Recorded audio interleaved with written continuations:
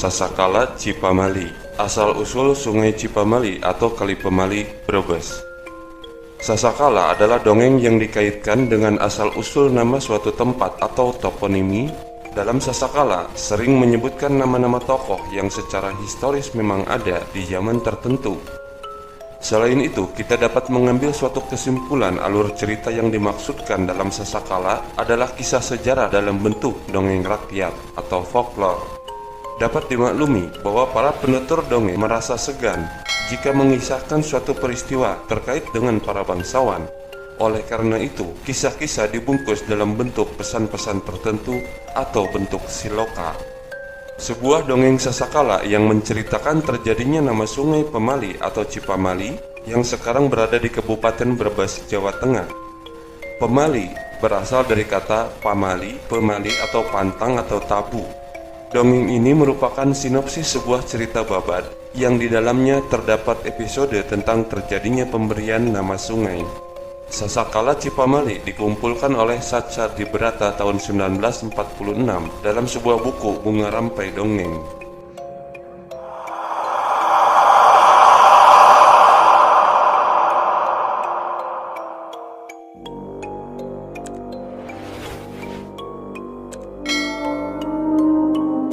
Ringkasan ceritanya, Sang Permana Dikusuma adalah Raja Galih Pakuan yang terkenal sangat adil dan bijaksana.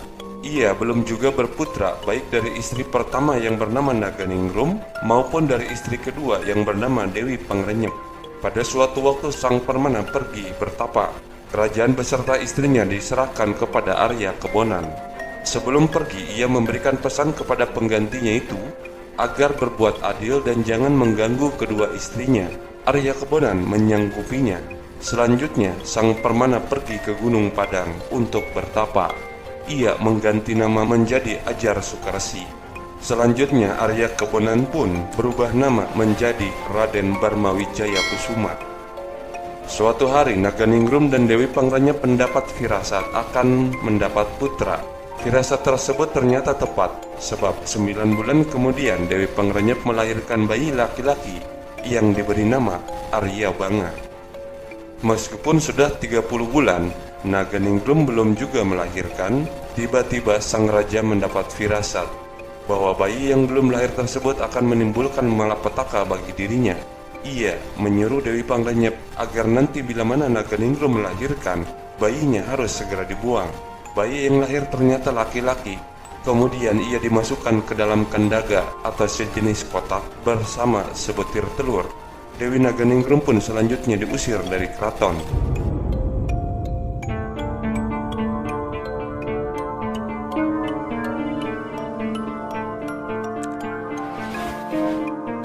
Bayi yang dihanyutkan ke sungai Citanduy tersebut akhirnya ditemukan oleh Aki dan Nini Balangan Terang sampai menjadi seorang pemuda. Ia bernama Ciung Wanara.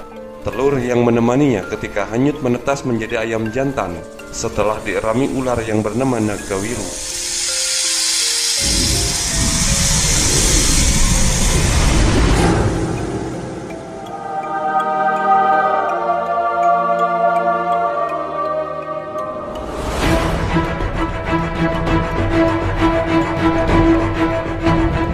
Ciung Wanara bermaksud menyambung ayam dengan raja. Setelah sampai di kerajaan, raja menerima tantangan Ciung Wanara untuk menyambung ayam. Bila ayam raja kalah, Ciung Wanara berhak mendapatkan setengah dari luas daerah kerajaan beserta isinya. Bila ayamnya sendiri yang kalah, Ciung Wanara harus menyerahkan jiwanya kepada raja. Ternyata ayam milik Ciung Wanara menang, sehingga ia berhak atas setengah dari wilayah kerajaan. Ia menjadi raja di wilayahnya. Setelah menjadi raja, Ciung Wanara bermaksud membalas dendam kepada Raden Galuh Barma. Dengan suatu tipu muslihat, ia berhasil memenjarakan Raden Galuh Barma dan Dewi Pangrenyep yang dianggap telah menyengsarakan dirinya dan ibu kandungnya. Arya Banga tidak tinggal diam. Terjadilah perkelahian antara Ciung Wanara dengan Arya Banga. Perkelahian mereka berlangsung sangat seru dan cukup lama.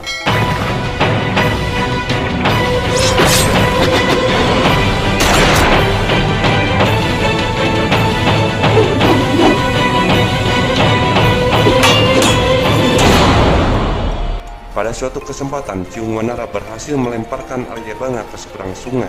Pada saat itulah mereka sadar bahwa perkelahian di antara dua bersaudara tersebut tidak berguna. Mereka berhenti berkelahi. Sungai yang memisahkan mereka selanjutnya diberi nama Cipamali atau Kali Pemali sebagai tanda peringatan yang bermakna pertikaian dengan saudara harus dihindarkan, sebab termasuk pamali atau pantang. Aryabanga terus pergi ke timur, sedangkan Ciungwanara terus pergi ke barat. Ibu kota negara Galih Pakuan oleh Ciungwanara dipindahkan ke sebelah barat, kemudian diberi nama Pakuan Pajajaran. Demikian versi folklore atau cerita rakyat atau cerita babat yang berkaitan dengan Sasakala Cipamali atau Kali Pemali di Brebes, Jawa Tengah. Sebagai catatan, nama-nama tokoh dalam Sasakala Cipamali menyebutkan para raja penguasa kerajaan Galuh. Nama tersebut yaitu Ciungwanara sebagai gelar raja, Aryabanga, Dewi Pangrenyep, Dewi Naganingrum, yang dalam sejarah keduanya adalah istri Permanadikusuma, penguasa kerajaan Saunggala, yang saat itu sebagai ibu kota kerajaan Galuh. Raden Galuh Barma atau Raden Barma Wijaya Kusuma adalah Tamperan Barma Wijaya atau disebut juga Raja Bondan. Ia putra Rahyang Sanjaya Haris Dharma, raja kedua kerajaan Sunda dan pendiri kerajaan Mataram kuno atau kerajaan Kalingga Jawa Tengah. Sementara itu, Aki Balangan Terang adalah Bima Raksa, patih kerajaan Galuh, yang menyingkir pasca penyerangan Rahyang Sanjaya ke istana kerajaan Galuh sehingga menewaskan Prabu Purbasora. Dalam sisi alur, kisah berupa siloka atau sebuah pesan-pesan tersembunyi ada bagian yang terbalik menurut catatan sejarah. Sisi siloka adalah sabung ayam jago. Kisah sebenarnya adalah peperangan yang terjadi antar raja dalam sebuah perang besar tiga kerajaan atau Three Kingdom yang pernah kita buatkan videonya antara kerajaan Sunda, Galuh, dan Kalingga. Perang itu disebut Kotrayuda. Aktor yang diposisikan terbalik dalam cerita babat adalah Ciungwanara dan Aryabanga. Ciungwanara dalam sejarah adalah Raja Galuh dan Aryabanga adalah Raja Sunda, sehingga dia tidak pergi ke timur menjadi raja di Jawa karena raja di wilayah timur dikuasai oleh Sanjaya. Pembagian wilayah antara timur dan barat adalah Sungai Cipamali. Ini adalah hasil kesepakatan tiga raja, Ciungwanara, Aryabanga, dan Sanjaya, di bawah arahan Resi Demunawan dari Galunggung. Kisah sejarah yang sebenarnya ini setelah didapatkannya berita yang tercatat dalam naskah Carita Parahyangan, sebuah naskah lontar yang diteliti oleh K.F. Hall. Kemudian penelitiannya diteruskan oleh C.M. Plate. Kemudian naskah ini dialih bahasakan oleh Purbacaraka sebagai tambahan laporan mengenai batu tulis di Bogor. Upaya ini diteruskan lagi oleh Tendam pada tahun 1957 dan Jennerduin laporan penelitiannya dalam tahun 1962 dan 1965.